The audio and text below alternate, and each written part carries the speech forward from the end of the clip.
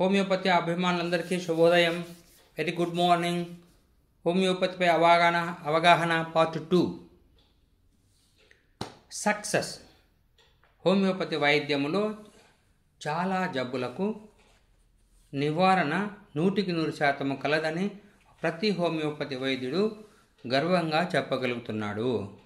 అనగా ఇది ముఖ్యంగా సిమిలియా సిమిలిబస్ క్యూరెంటర్ అనేటువంటి హోమియోపతి సూత్రముపై ఆధారపడి ఉన్నది. అనగా ఇక్కడ ఆరోగ్యమైనటువంటి మనిషికి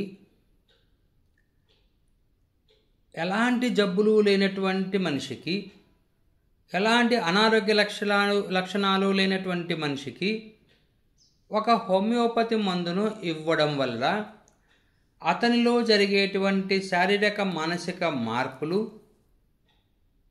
మనము గమనించగలము. అనగా ఆ మందు యొక్క లక్షణాలు ఆరోగ్యవంతుని మనిషిపై మనకు ప్రభావాన్ని చూపిస్తూ అవి మనకు కనపడేటువంటి లక్షణాలు. అలా మందు యొక్క లక్షణాలు ఎప్పుడైతే ఆరోగ్యవంతుని పైన కనపడతాయో అలాంటి మనిషికి లేదా అలాంటి లక్షణాలు ఉన్నటువంటి అనారోగ్యమైన మనిషికి ఈ మందును ఇవ్వడం వల్ల ఆ యొక్క మనిషి యొక్క జబ్బు లక్షణాలన్నీ సంపూర్ణముగా నివారణ కాబడుతున్నాయి. అనగా ఇక్కడ వ్యాధితో సంబంధం లేకుండా ఆ మనిషికి మనము సంపూర్ణ నివారణ కలగజేసే అవకాశము ఉన్నది. అయితే ఇలా చెప్పడం వల్ల మీకు ఇంకా కొంత లోతుగా వివరణ ఇవ్వడం జరుగుతుంది. హోమియో వైద్యము క్రొత్తలో శామ్యుల్ హానిమన్ గారు తన యొక్క ప్రయోగశాలలో తను వివిధ దేశాల యొక్క వైద్య గ్రంథాలను తన జర్మనీ భాషలోకి తర్జుమా చేసుకునే క్రమంలో ఒక వైద్య గ్రంథంలో ఒక చెట్టు బెరడు యొక్క విశేష లక్షణాలను ఆయన గమనించడం జరిగింది. అది సింకోనా అనే చెట్టు, దానికి గల బెరడు ద్వారా కొన్ని విచిత్రమైన మలేరియాకు సంబంధించినటువంటి జ్వర లక్షణాలు గల లక్షణాలు కనిపించినట్లుగా ఆయన తన గ్రంథంలో రాసుకున్నాడు. సో అప్పుడు ఆయనకు వచ్చిన ఆలోచన ఏంటంటే ఈ యొక్క సింకోనా చెట్టు బెరడును తనపైననే ప్రయోగం చేసుకొని వాడాడు. ఎప్పుడైతే ఆ యొక్క బెరడు యొక్క ద్రవాన్ని ఆయన స్వీకరించాడో ఆ తదనంతరము అతనిలో తనకు తెలియకుండానే మలేరియా జ్వరంకు సంబంధించేటువంటి లక్షణాలను ఆయన గుర్తించి, ఓహో ఇలాంటి జ్వర లక్షణాలు, మలేరియా జ్వరానికి సంబంధించినటువంటి జ్వర లక్షణాలు కలిగినటువంటి వ్యక్తికి ఈ యొక్క సింకోనా అనేటువంటి బెరడు యొక్క సింకోనా చెట్టు బెరడు యొక్క మందును ఇవ్వడం వల్ల అతనికి ఆ జబ్బు యొక్క లక్షణాలు, ఆ విచిత్రమైనటువంటి మలేరియా జ్వరానికి సంబంధించినటువంటి లక్షణాలు అన్నీ మాయమైపోవడము, అంటే నివారణకు అతనికి కలగడము అతను ప్రధానంగా గమనించడం జరిగింది. సో ఈ రకంగా ఆరోగ్యవంతమైనటువంటి మనుషులపైన హోమియోపతి మందులు ప్రయోగించి ఆ మందుల ఫలితం వల్ల ఆ మనిషిలో కలిగేటువంటి రోగ లక్షణాలు లేదా విచిత్ర లక్షణాలు లేదా మందుకు ద్వారా ఏర్పడినటువంటి లక్షణాలు, శారీరక మానసిక లక్షణాలు ఇవన్నిటినీ క్రోడీకరించి మెటీరియా మెడక్ అనేటువంటి ఒక అతిపెద్ద హోమియోపతి గ్రంథాన్ని తయారు చేయడము, రాయడము జరిగిందనమాట. సో అలా ఇప్పుడు నేను చెప్పేది ఏంటంటే ప్రతి హోమియోపతి వైద్యుడు మెటీరియా మెడికాలోని దాదాపు 1500 మందులు ఉండడం జరిగింది. అయితే ఆ మందులనన్నింటినీ వాటి యొక్క సారాంశాన్ని, వాటి యొక్క మందుల యొక్క మానసిక శారీరక లక్షణాలను, అలా సంపూర్ణ విశేష జ్ఞానాన్ని హోమియోపతి వైద్యుడు కలిగి ఉండవలెను. ఎప్పుడైతే హోమియోపతి వైద్యుడు మెటీరియా మెడికా అనేటువంటి పుస్తకంలోని హోమియోపతి మందులు అన్నింటినీ క్షుణ్ణంగా తెలుసుకోగలిగాడో అతను హోమియోపతి వైద్యమును సక్సెస్ఫుల్గా రాణించగలడని నా ప్రగాఢ విశ్వాసం. మందుల గురించి పూర్తి అవగాహన లేకపోతే హోమియో వైద్యము చేయుట దుర్లభము. ఇది ప్రధాన అంశం అన్నమాట. ఎప్పుడైతే హోమియోపతి వైద్యములో ఉన్నటువంటి మెటీరియా మెడికా అనే గ్రంథంలో ఉన్నటువంటి అందులోని మందుల యొక్క పూర్తి వివరాలు తెలుసుకున్నప్పటికీ ఒకానొక టైంలో కొంత కన్ఫ్యూజను ఏర్పడే అవకాశం ఉంటుంది. అలా మానసిక లక్షణాలు, శారీరక లక్షణాలు ఇవన్నీ తీసుకున్న తర్వాత కూడా మందును ఎన్నుకోవటంలో కొంత ఇబ్బంది ఎదురైనప్పుడు ఆ తర్వాత రెండవ పుస్తకము రిపర్టరీ అని ఉన్నది. రిపర్టరీ అనగా లక్షణ సూచిక, అంటే లక్షణాల సముదాయాన్ని ఆ పుస్తకంలో పొందుపరిచి ఉంటారు. ఎటువంటి లక్షణాలకు ఎటువంటి మందులు ఉన్నాయో తెలిపేటువంటి పుస్తకాన్ని రిపర్టరీ అంటారు. అలాంటి చాలా క్లిష్ట సమయంలో మాత్రమే రిపర్టరీలో మనము మందులను బేరీజు వేసుకోవాలి. అలా అని చాలా లక్షణాలకు రిపర్టరీలోనే మందులు ఉంటాయని నమ్మకము లేదు. తర్వాత ఎందుకు లేదు అంటే ఇక్కడ కొన్నిసార్లు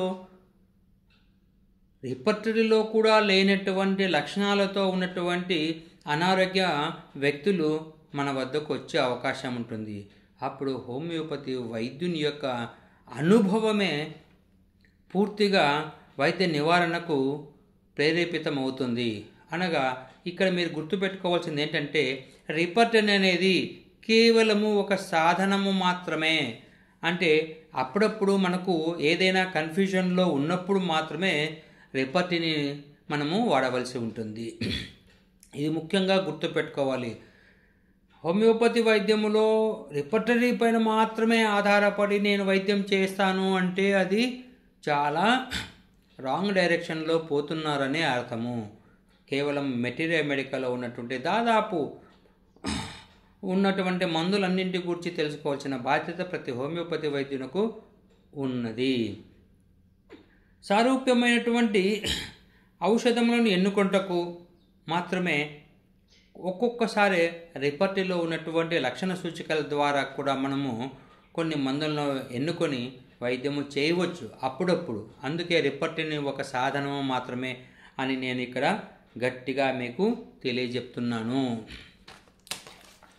తర్వాత ఇంకొక రెండవ అంశము మెటీరియా మెడికాను ప్రతిరోజు హోమియోపతి వైద్యుడు అన్న వ్యక్తి ప్రతిరోజు కూడా ఏదో ఒక మందును గురించి చదువుతూ ఉండవలెను. అలా మందుల గురించి చదువుతూ ఉన్నప్పుడు ఒక్కొక్కసారి మన వద్దకు వచ్చినటువంటి పేషెంట్ల యొక్క లక్షణాలకు ఏ మందులు సరిపోతాయో అనే అవగాహన మనకు అర్థమవుతూ ఉంటుంది. అలా ఉన్నప్పుడు వెంబడే మన యొక్క కేస్ హిస్టరీలో ఆ వ్యక్తి యొక్క పలానా లక్షణానికి పలానా మందు అని మనం చదివేటప్పుడు మనకు ఎప్పుడైతే మనకు గుర్తొస్తుందో వెంబడే ఒక పక్కన పేజీలో రాసి పెట్టుకొని ఆ తదనంతరము అలా ఆ పేషెంట్కు ఆ మందులు ఇవ్వవలసి ఉంటుంది.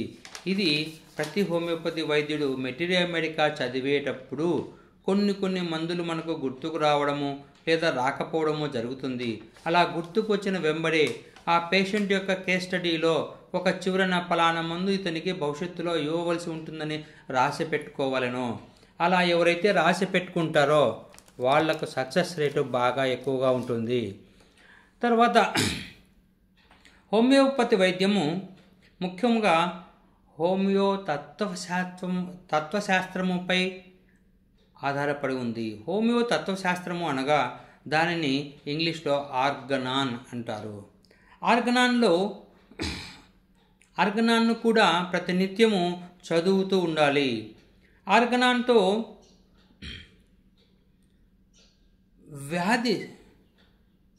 వ్యాధి సూత్రములను లేదా ఆర్గనాన్లో హోమియోపతి వైద్య సూత్రములను మనము ప్రతిరోజు చదువుతూ ఆ హోమియోపతి వైద్య సిద్ధాంతం నుండి పక్కకు పోకుండా హోమియోపతి వైద్యము చేయడానికి హోమియోపతి తత్వశాస్త్రము బాగా ఉపయోగపడుతుంది. ఈ యొక్క హోమియోపతి తత్వశాస్త్రంలో ఎలా మందులను ఏ పొటెన్షియల్లో తయారు చేయ విధానము మరియు పొటెన్షియల్ను వాడి విధానము మొదలగు స్థూల విషయాలను గురించి కూడా తెలుసుకోవచ్చును. ఇలా ప్రతి హోమియోపతి వైద్యుడు మెటీరియా మెడికా, రిపర్టరీ, హోమియోపతి తత్వశాస్త్రము లేదా ఆర్గనన్ అనే ఈ 3 పుస్తకాలను ప్రధానంగా ప్రతిరోజు కొంత సమయాన్ని కేటాయించి చదువుతూ ఉన్నటువంటి వ్యక్తులకు మాత్రమే హోమియోపతి వైద్యము చాలా సక్సెస్ను చూపించగలుగుతుంది. ఆ వైద్యుడు సక్సెస్గా తన యొక్క ప్రయాణాన్ని చికిత్సల ద్వారా, వైద్యము ద్వారా ప్రజలకు సేవ చేసేటువంటి భాగ్యము కలుగుతుంది. అలా హోమియోపతి వైద్యుడు ఎప్పుడైతే మెటీరియా మెడికాను, రిపర్టరీను, హోమియోపతి తత్వశాస్త్రాన్ని క్షుణ్ణంగా చదువుకోగలిగినటువంటి వ్యక్తి అవుతాడో నిరంతరము ఆ వ్యక్తి ప్రజల యొక్క మనసుల్లో గుర్తింపబడతాడు అని నా అభిప్రాయము. ఇలా ఇంకా చాలా విషయాలు తదుపరి వీడియోలో మనము తెలియపరుచుకుందాము. మీకోసము ఇలా నేను హోమియోపతి అవగాహన కలగజేస్తున్నందుకు గాను మీరు ఈ వీడియో నచ్చితే మీరు లైక్ చేసి, షేర్ చేసి, సబ్స్క్రైబ్ చేయవలసిందిగా హోమియోపతి అభిమానులందరినీ కోరడమైనది.